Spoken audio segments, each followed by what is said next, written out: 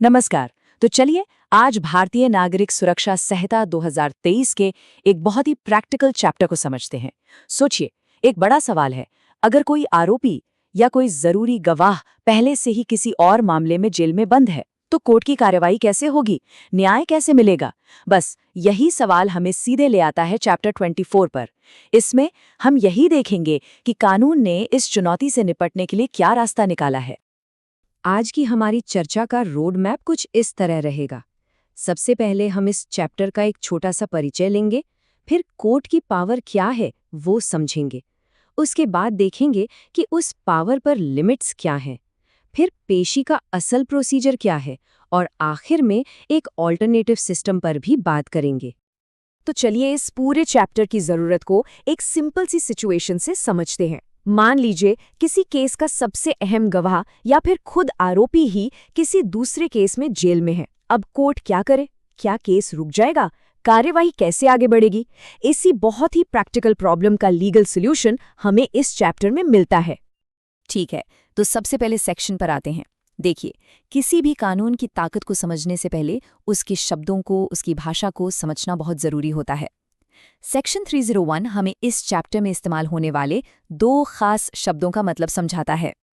पहला शब्द है निरुद्ध या डिटेन्ड। अब आम भाषा में हम इसे सिर्फ गिरफ्तारी से जोड़कर देखते हैं, लेकिन कानून की नज़र में इसका मतलब काफी बड़ा है। इसमें सिर्फ वो लोग नहीं आते जिन्हें किसी अपराध के लिए पकड़ा गया हो, बल्कि प्रिवेंटिव डिटेंशन यानी निवारक निरोध के तहत रखे गए व्यक्ति भी शामिल हैं। तो ये एक बहुत ब्रॉड डेफिनेशन है, इसे याद रखना है। और दूसरा जरूरी शब्द है कारागार यानी प्रिजन। यहाँ भी इसका मतलब सिर्फ वो बड़ी बड़ी सेंट्रल जेलें नहीं हैं। इसके दायरे में सब जेल, सुधार गृह, बोर्स्टल संस्थाएं और ऐसी ही दूसरी इंस्टीट्यूशंस भी आ जाती हैं।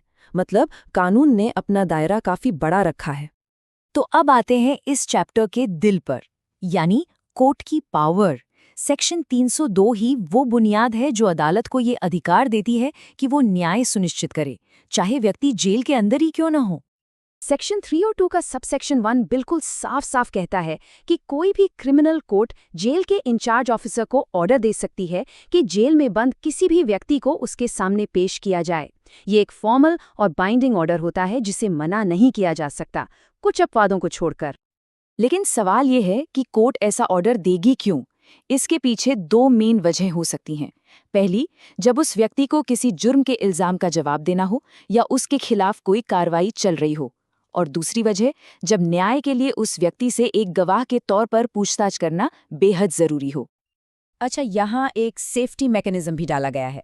कानून में इसे एक तरह का चेक एंड बैलेंस कह सकते हैं। सेक्शन 302 के सबसेक्शन 2 और 3 ये कहते हैं कि अगर ये ऑर्डर किसी सेकंड क्लास मैजिस्ट्रेट ने दिया है तो उसे सीधे जेल नहीं भेजा जाएगा। नहीं, पहले उसे चीफ जुडिशियल मैजिस्ट्रेट यानी CJM से काउंटर साइन करवाना पड़ेगा। ये जरूरी है ताकि पावर का मिसयूज ना हो। चलिए अब अगले हिस्से पर चलते हैं। कानून कभी भी किसी को अनलिमिटेड पावर नहीं देता, तो कोर्ट की इस शक्ति पर भी कुछ जरूरी लिमिटेशंस है जो हमें सेक्शन 303 और 304 में देखने को मिलती हैं। ये पावर्स के बीच बैलेंस बनाने का एक बेहतरीन उदाहरण है। कोर्ट के ऑर्डर पर रोक दो तरफ से लग सकती है। पहली है सरकार यानी एग्जीक्यूटिव और दूसरी है खुद जेल एडमिनिस्ट्रेशन। एक तरफ सरकार के पास ज्यादा बड़ी वजहों से रोक लगाने की पावर है, तो दूसरी तरफ जेल ऑफिसर के पास कुछ प्रैक्टिकल वजहों से ऑर्डर न मानने का अधिकार है। सेक्शन 303 के मुताबिक राज्य या केंद्र सरकार कुछ आधारों पर किसी व्यक्ति को या किसी खास तरह के कैदियों को जेल से बाहर ले जाने पर रोक लगा सकती है। ये आधार क्या है? अपराध की प्रकृति, पब्लिक ऑर्डर में गड़बड़ी का खतरा या फिर जनरल पब्लिक इंटरेस्ट। ये बहुत ही ब्रॉड ग्राउंड्स हैं। वहीं सेक्शन 304 जेल ऑफिसर को कुछ बहुत ही प्रैक्टिकल वजहों से कोर्ट का ऑर्डर मानने से रोकता है। जैसे अगर कैदी बहुत बीमार है, या वो किसी दूसरे मामले में ट्रायल के लिए कमिट किया गया है, या उसकी कस्टडी की अवधि उसे वापस लाने से पहले ही खत्म हो रही है, या फिर उस पर सरकार का सेक्शन 303 वाला ऑर्डर लागू है। लेकिन यहाँ एक लेकिन है। जेल ऑफिसर की इस पावर में एक बहुत ही इम्पॉर्टेंट एक्सेप्शन है। जो लॉ स्टूडेंट्स हैं वो इस पर खास ध्यान दें, क्योंकि यहीं से प्रैक्टिकल सवाल बनते हैं। और वो एक्सेप्शन है एक दूरी, कितनी, 25 किलोमीटर, इसको 25 किलोमीटर का रूल भी कहते हैं। सेक्शन 304 का जो प्रोविजो है वो साफ कहता है कि हाँ ठीक है, व्यक्ति अंडर ट्रायल है, लेकिन अगर उसे गवाही के लिए ऐसी जगह ले जाना है जो जेल से सिर्फ 25 किलोमीटर के अंदर है, तब जेल ऑफिसर मना नहीं कर सकता। तब वो ये बहाना नहीं दे सकता कि व्यक्ति अंडर ट्रायल है। ये क्यों किया गया? ताकि आसपास के मामलों में न्याय में देरी न हो। बहुत जरूरी पॉइंट है ये। अच्छा, अब ये समझते हैं कि असल में ये सब होता कैसे है, मतलब कैदी को जेल से कोर्ट लाने का एक्चुअल प्रोसीजर क्या है। इसका पूरा स्टेप बाय स्टेप प्रोसेस हमें सेक्शन 305 में मिलता है। ये प्रोसीजर काफी सीधा और लॉजिकल है। पहला स्टेप, कोर्ट ऑर्डर जारी करती है। दूसरा, वो ऑर्डर जेल ऑफिसर तक पहुंचाया जाता है। तीसरा, फिर कैदी को पूरी सुरक्षा में कोर्ट लाया जाता है।